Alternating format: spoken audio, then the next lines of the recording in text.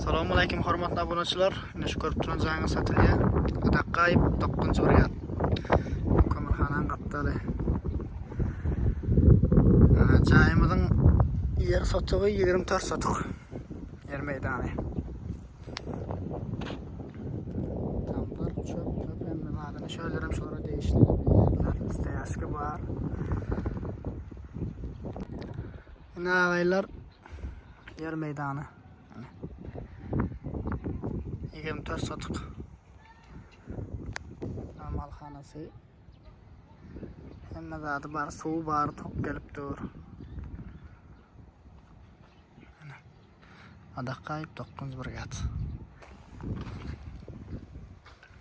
Arkasida pol patolog hamma zat barni.